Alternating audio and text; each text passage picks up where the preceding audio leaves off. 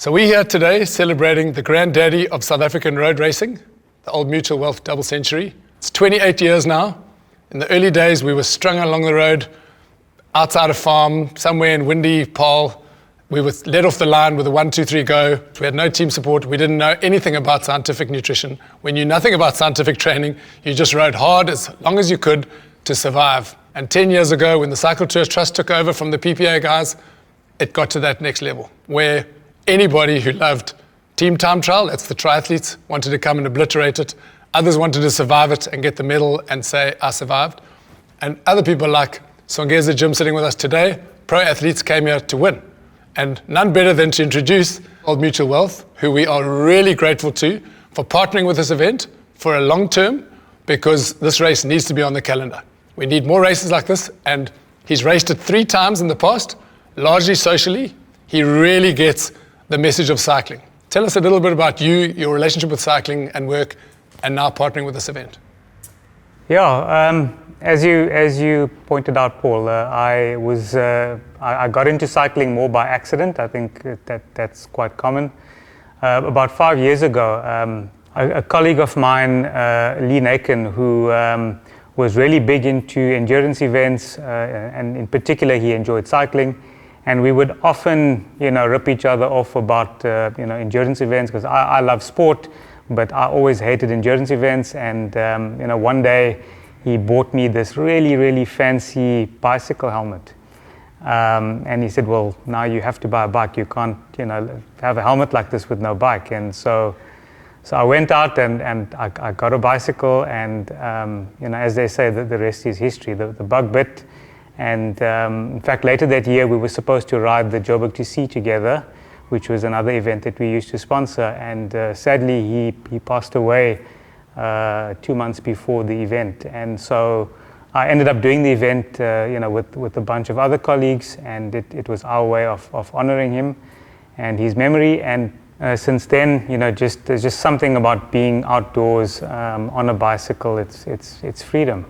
And it's de-stress, because I imagine in a job like yours, it's financial, you've got to be on top of your game, the world doesn't go to sleep, it's 24/7, there's trading in the world.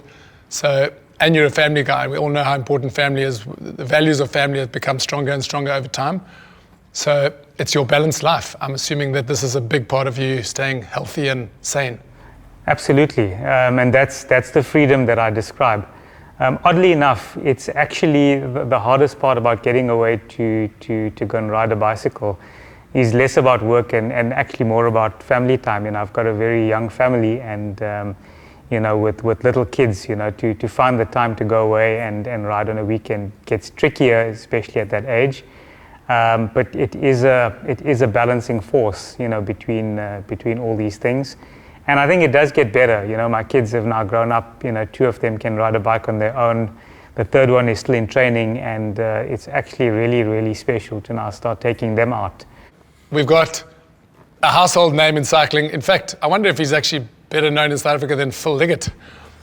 David Bellairs, who's been at Cycle Tour and at PPA since I first came into the industry, and that is 30 years ago. Tell us a little bit about what we can expect this year. 200 kilometers on tar. So great. May that never change. I think it's going to be the most exciting event we've ever hosted. So, Paul, as you said, I've been involved from the very beginning, and I'm going to say this because Farad's here and I want him to hear it. I have never had a sponsor, a partner, not a sponsor, come on board with the energy that Old Mutual Wealth have, and it's bringing a whole new dynamic to the event, and I thank you for that, Farad. I really do. It's going to be an unbelievable year. We're still in COVID, and we need to remember that. We're running under COVID regulations. We've got slightly smaller teams. We're not having a big gathering at the finish with the beer tent and socializing and all that sort of thing. But it's going to be special. It's going to be really special. And I think we saw last year how the smaller teams and the dynamics were affected positively. There are a lot of people saying they'd like to keep it at 10. And that'll be a debate for next year, so we'll see how that goes. But it's been a journey. It's been a hell of a journey, and there's an unbelievable team. I'm the fortunate one that I get to sit and talk about the event. And I get to ride it, which is a privilege. But there's a team behind this event that get out there and make it happen. And one can't forget that it is a huge team effort from the office staff as well as the team out in Swellendam. Well, it's got to be a very good team if they give you the peace of mind that you can do 22 tours, I think you've done. So I've started 22 and finished 21. That is astounding. That's great. I mean, that's why you're in the shape you are at the age of 70. You look amazing.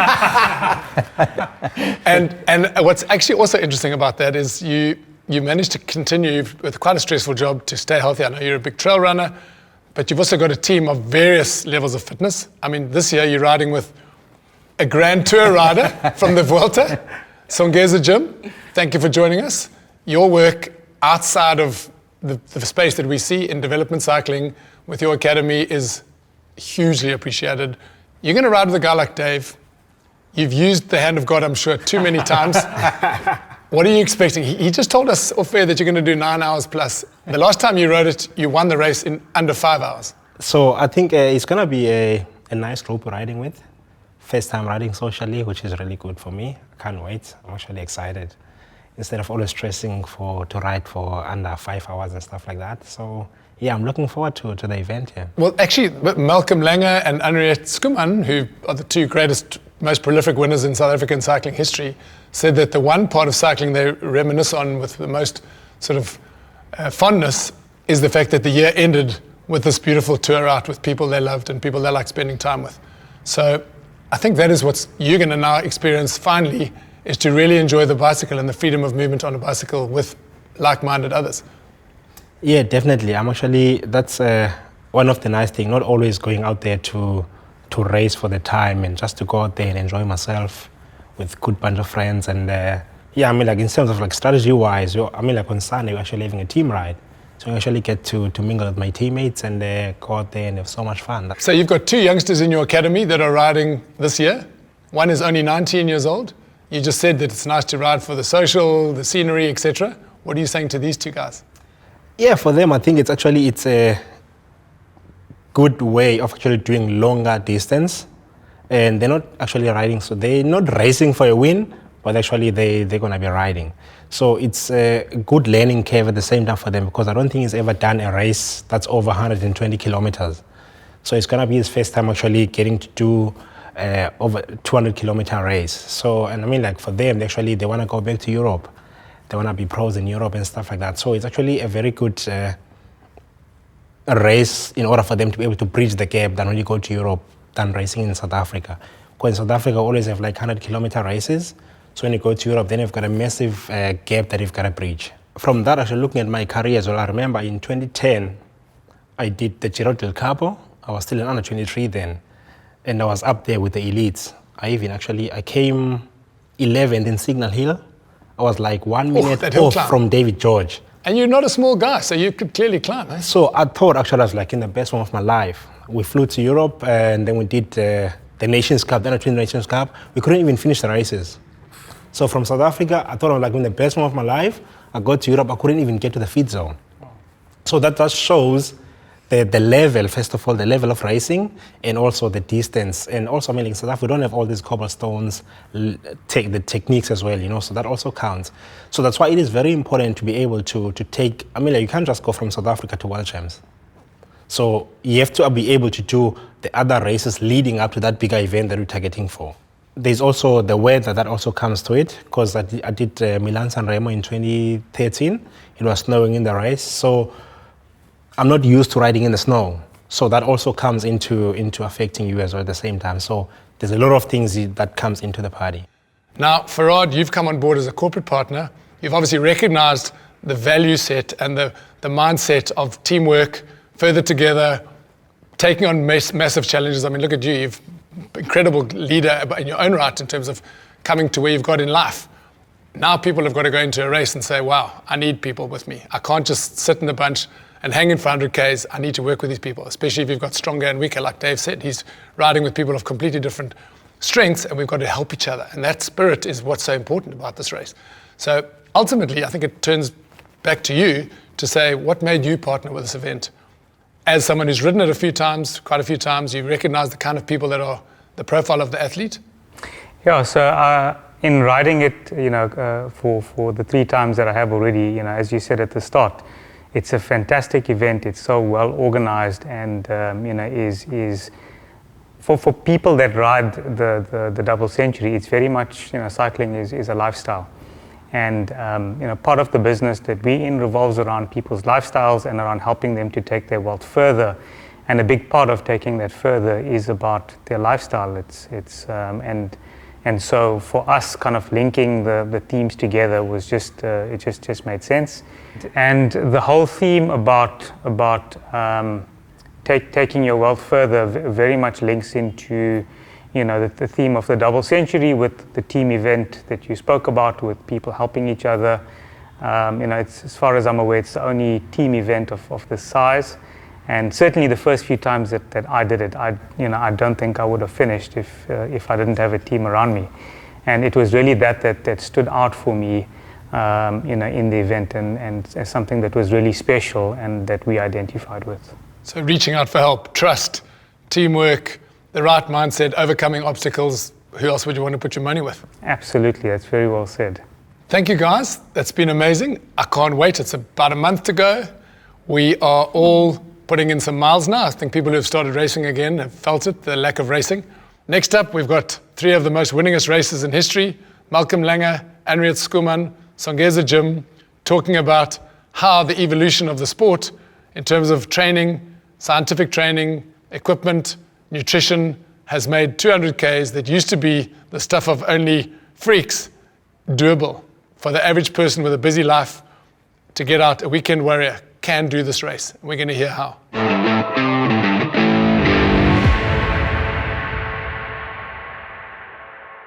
Henriette, what does it take now, with all we know about scientific training and nutrition, to ride over 200 Ks versus what it was like when you started out as a pro?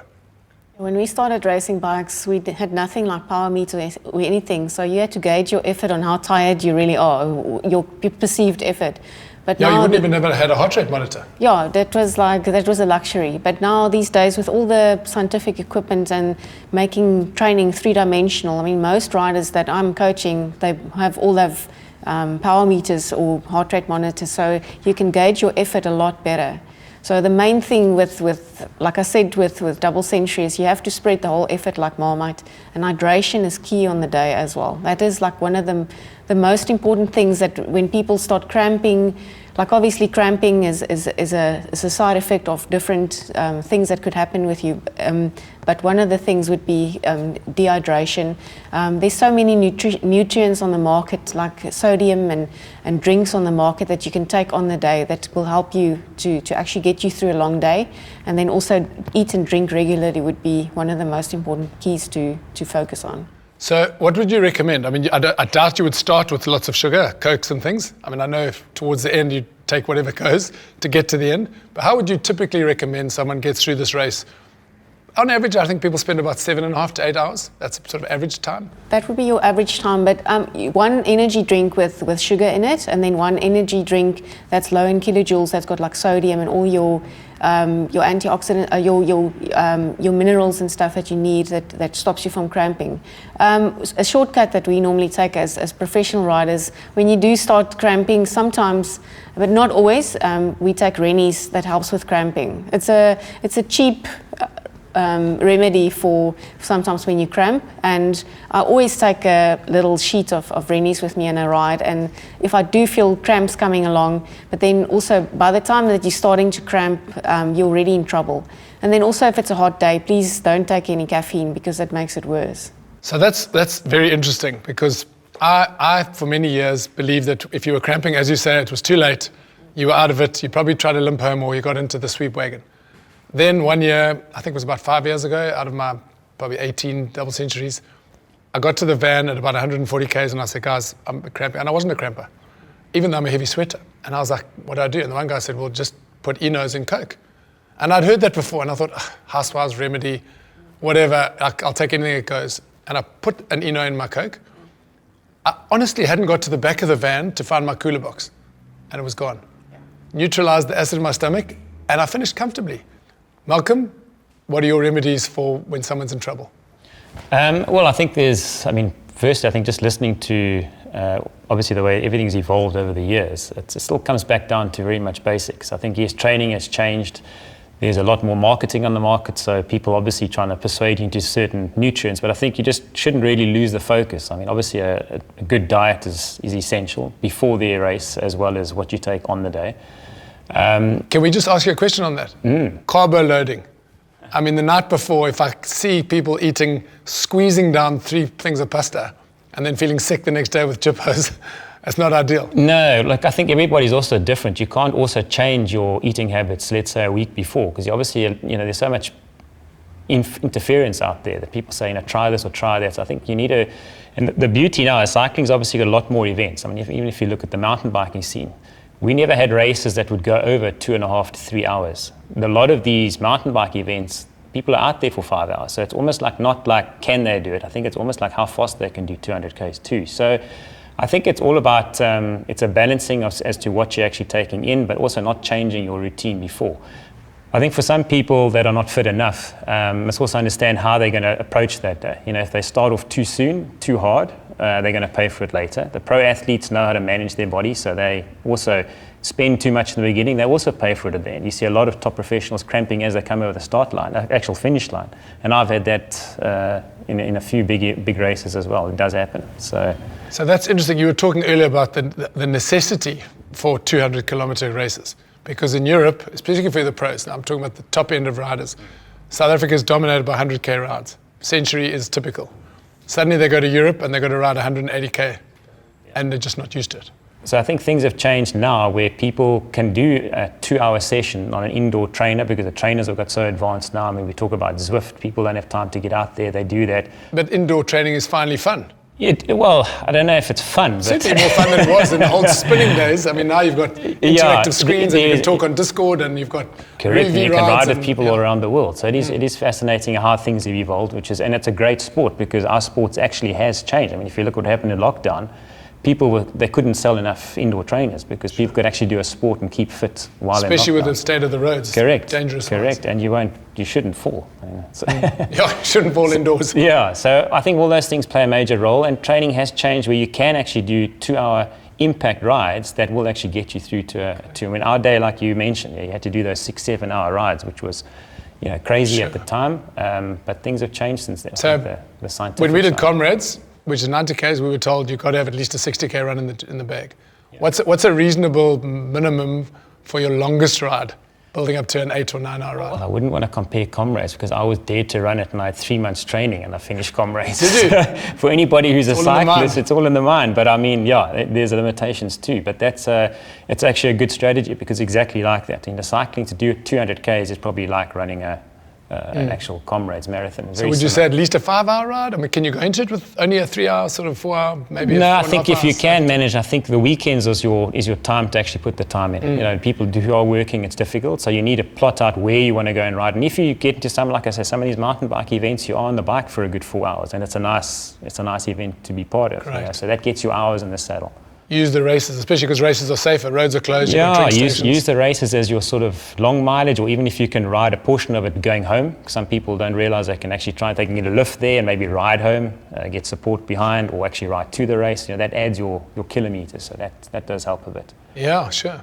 So you guys, Songeza, you and Malcolm were in the same team back in the days. That's correct. You, unlike them, have raced DC at least socially because they were the invited expert pros who were ushering and pushing people up hills. In your case, you were full gas, you came here to win it, and you did win it in 2015 with MTN Quebecer, with an incredible team. Maybe tell us a little bit about that team and what it took to win. I mean, you went under 5 hours, which for those who are not great at maths, that's over 40 Ks an hour for 200 Ks. That's very fast. Tell us a little bit about what that took, who you rode with, and what formation you rode with, because that's quite interesting in its own right. How many people were shelved maybe before the end? Yeah, it was in 2015 actually. It was my first DC that we did, and I took off for like 4 weeks, and then I got back on my bike a week before DC. And we were actually told that we're going there to ride for fun. So there was 6 pro guys and then 6 corporate guys. So Happy Days, Dean Off was one of the strongest in the corporate guys. So we did the first part and we were 6 minutes behind behind the pro guys. Oh, you got given a split by someone on the road? Yeah, so when we stopped at the first plate, so we're 6 minutes behind. Then the manager So, comes at us, it's like, Bonneville. yeah, it's like, what's happening, guys? You're like 6 minutes behind. What's wrong with you? Like, but we thought you were riding for fun. He's like, no, you guys have to make up the time. Game now." on. We're like, oh no. And then one guy, actually, Christian, he just arrived from Italy day before the race. First day on his bike. He's been off for like 4 weeks as well. First day on the bike is doing DC. So we, on the second part, then we took about 4 minutes something,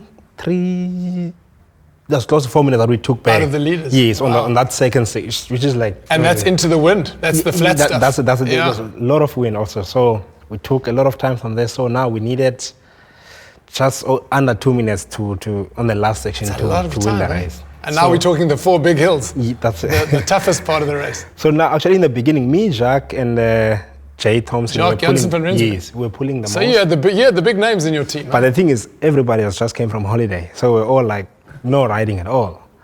So then the last section, so now we're like 7 guys left. Oh, you still had some amateurs hanging in. Just Dinov only was. So Okay. you're like, you must not pull. You must just sit at the back. He's so a we can pseudo pro. Yes. Anyway. Yeah. So he went off. Now with 6 guys left. No, when we're 7 guys, so we need 6 guys to the line. And just for the So record, now- you have to have 6. Yes, Now so- it's 5 out of 10, but 6 out of 12. No, it was 7. Then now it's like between me and Jacques, who were the one who did most of the work. Someone's so gotta now go. I'm like, okay, when we turn right in that on that main road towards the finish, I'm That's like, 40 k's to go. That's yes, so, desperate. So there I'm like, I'm gonna drop. So that he needs to be the 6th rider. So Jacques also he had the same. Oh, he wanted to idea. drop. Exactly. So it's like, who's gonna drop first? Because he knew between the two of us we did the most of the work. And then Jacques dropped first. I'm like, oh no, now I'm Jacques the 6th dropped? rider. Wow. Yes. So I'm like, I'm the 6th rider now. So I have to carry on. to That's the the line. most incredible pressure. When everyone's looking back at you saying, we have to have you on the wheel. So yeah, we did. Then I stopped actually working from there. You know, like I would do some small. You just sucked turns wheel here and there. hung in for your life. Yeah, and then we made it. Actually, it was a very close as well at the finish line. Was it? Yeah, it was very Seconds. close. Yeah, I think it was seconds. Yeah. Wow. Well done. I mean, that's a terrific effort. Thank you, guys. That's been great. I mean, I can't wait to see you out there being social and being fast one of these days. Like, to see your 2 youngsters finish would be amazing.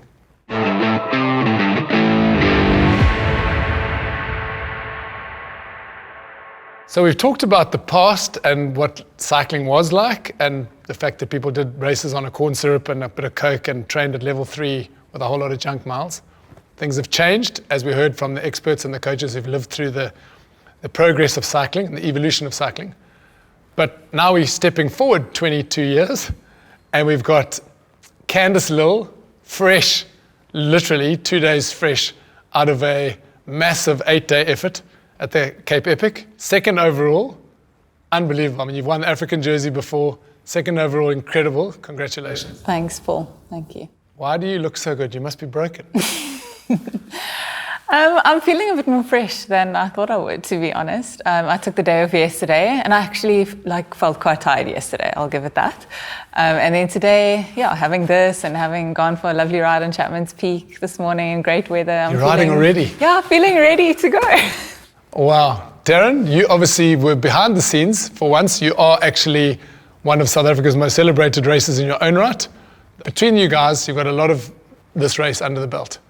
And you've also been a team. You've worked as a mixed team in a lot of races, which has got its own challenges for sure. So from your perspective, obviously as things have changed now, evolution of science, coaching, training, what does it take to finish as a team and to finish as a cohesive team in one piece rather than just suffering? I think in a short summary, good leadership and communication throughout the team, and obviously the communication starts from the leadership. So I've been privileged to ride on some fantastic teams over the years at the Double Century, and in a leadership role, and whether that's been from just trying to get the best out of a corporate group who's setting a target time, or out of a team that wants to win. And I would actually say it's one of my strengths is bringing people together and understanding how to get the best out of different people in a team, in a team dynamic. So Darren, what do you do? I mean, I think out of my 18 or so DCs, I was captain at least 10 times. You've got someone who decides he's strong and he thinks he's the captain. Now he's going to tell us all to have a better day than we're ever capable of. And blast off ahead, everybody sucks his wheel because their ego doesn't want them to say, I can't keep up. And they think they can because 100 Ks we've all done before. We've done enough cycle tours and 94.7s, etc., to be able to finish that. but it's that second 100 Ks, and especially that last 40 Ks. So what do you do as a captain to say, shut up, listen to me, I've been there and done that? It would be dependent on the person. I think having raced on a lot of on fairly big international road teams with a lot of A-type personalities, most people that end up at a professional level in sport tend to have some sort of strong A-type personality, and I think it would be the same in let's say coming back to with a corporate world, or if I'm riding with corporate guys, and I guess it would be difficult to try and explain it in a nutshell, but it would somehow have a way of summing someone up fairly easily and knowing what to say in a specific situation to get the best out of them, and it would be different, So what, might you pull them aside? Because obviously you don't want to humiliate them in front of the group. Do you kind of drop back and say, look, I can see you super strong, but would you mind holding it energy back for us because we're going to need you later? Yeah, if someone's really determined to go and ride off on their own, I'll at that point actually hold the rest of the group back and make sure that I'll get someone else to set a specific pace, and I might ride up ahead and have a chat to the guy. To be honest, that hasn't happened too often, even when I'm riding with a corporate group back here, because I think when it comes to riding a bicycle, most of the guys would trust that I've got more experience than them and listen to that. Yeah, I mean, Farad, Sada, you are the head of a huge business. You must have to guide and train and coach and mentor people every single day as a leader. So I think the way Darren described it is actually quite spot on, and it's not that different to the corporate world. You got to really understand the personalities in the team, the dynamic. Obviously, it helps if you've got a relationship and a rapport with them, so that you can have a conversation and keep people in line. You made the point about ego a bit earlier on, and I mean, in my first race, that was the mistake that I made. The team was riding up ahead. It was the first race I was doing. I was feeling strong, and I didn't speak up. I just pushed along to stay in the group, and it hurt. So did you finish? I did. I was broken Tough afterwards, memories. but again, it's the ego that made sure that I finished. But yeah, it's not that different, in a corporate world. People are people. It's just the environment that's different. When it comes down to racing this race, you either ride in pairs and it's more social, perhaps protecting from the wind on one side or the other, taking on the headwind. Just as a racing snake, someone who races for money and for teams that want to win or perhaps win their category or meet a PB goal time or whatever it is. What do you reckon single file versus pairs and the way the structure can work, especially over 6 to 8 hours? So for me, coming from a mountain bike background, obviously the pairs, we only race with 2 people. So it's often one in front, one behind each other, and the one that's feeling a bit stronger on the flats and stuff would be in the front, taking the wind. It would hardly ever be that we ride next to each other. But I can say that, like, let's say up a climb or something like that, it's always got to be like the weaker people that are in the front and the stronger ones at the back to let the weaker people set the pace, okay. Because otherwise you just keep gapping the wheel, and then you lose your structure altogether. From a social perspective, it's obviously nice to be in pairs, 1 or 2 next to each other and all behind each other. Just to keep keep the it morale mentally, going. the morale, the mental challenge of actually focusing for 200 kilometers is big. But then you've also got differing conditions, terrain and stuff, where maybe sometimes you would want to be one behind each other. So to kind of mix it up throughout the race. Any suggestion to either of you guys, if you are the weaker person, now you're doing the rolling format and you roll into the wind, you get to the front, you toast. How do you not get in the way of the team? Do you just roll quicker? Yeah, you can. Or should you be just staying at the back and lying riders in front of your wheel? Because that gets a bit messy. So if I'm normally doing a road race, it's an individual race, and if we're in a breakaway or something and people are skipping turns, I start getting irritated. But that's not the same in DC with the team dynamic. So there should be a whole structure there that's, if somebody is struggling, it's okay if they skip a turn or if they sit at the back for a few turns, and let the stronger people take turn on the front. Or you might actually tell them to skip a turn and say, hey, don't go. Or tell them. Okay. But also, as we've discussed before, it's a fine balance between the stronger people feeling great in the moment, but not actually being able to contribute further on. It's been an absolute privilege talking today with the cream of South Africa's riders about the cream of South Africa's races. It's a month ago.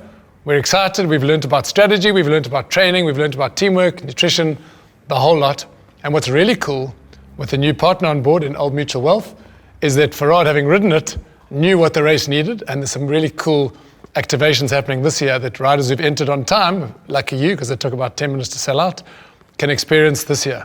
Not only beautiful Carol Boys trophies and a really cool Tour de France type finish structure where you can finally get the race picture of the team that's like the podium guys get, but the rest of us now finally get to get that, which is really awesome.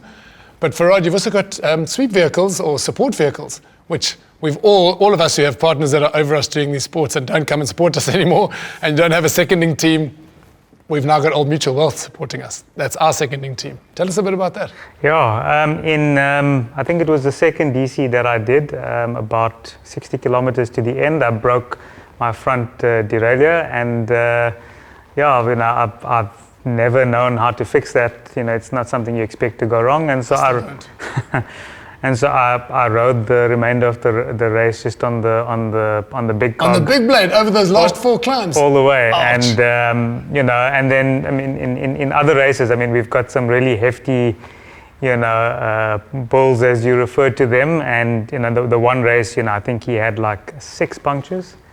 So we realized actually maybe there is a need to provide a little bit more support out on the road. That's undoubted. So that's where it came from, yeah. So lots to look forward to. Online riding, we've got a couple of sessions. You'll be able to ride the actual route itself. Whether you're a smart trainer, you might even be able to go to the gym and use a smart trainer there. We'll be able to do an online ride so you can actually feel what it's like to ride the route itself. We'll have high-level riders, Candice, Darren. We've got people with us on the ride, so you can ask questions while you're riding. We can explain. We'll be hosting you. And I think that's probably the best way to do it, especially for those outside of Cape Town who don't get to ride the route, who haven't done it before. That's going to be a real bonus. Know what you're in for. Know what those 4 hideously steep, hideously tough, wind-blown climbs in the last 40Ks feel like. We're excited. Thank you again for hosting, for partnering with the event. Thank you to the elite riders in our sport. You do need time out. You guys are the backbone, and you're leading, and you're coaching, and you're building, and so it's exciting. It's an exciting time for cycling. Women's cycling has now got the Tour de France Femme. We've just seen the first Paris-Roubaix. Super cool. There's cool stuff happening. Yeah. The tide is shifting. Women are finally getting the recognition they deserve. So it's not just about the professionals, which is always going to be a small percentage. It's about getting that whole bunch of people or women that are normally working or at home or whatever, and now they're able to enjoy doing cycling and perhaps commit to an event, which would be really awesome. Getting bums on bikes, and look, we just saw the two black ladies teams finish the Cape Epic. Yeah, that was. And they're so not elite. awesome. They just said we just kept riding. Yeah. So suddenly the elite guys who cry on the finish line must be thinking, doesn't look so appropriate anymore. They can do it. Anyone can do it. Women have a lot more endurance and mental fortitude than they even believe themselves. Well, you can have babies. Yeah, exactly. So we just need to get more women on bikes, and I know they'll love it. Well, you're doing a fantastic job as a role model. You've been a pro for a long time. You've been a multiple SA champ. You always look happy on the bike. You always look amazing on the bike. Thank you. That's going to get more women into the sport. And it sounds like you guys are everything from prizes to prize money, etc., incentivizing more women's teams. It can only be good from here on. Yeah, let's do it. Thank you.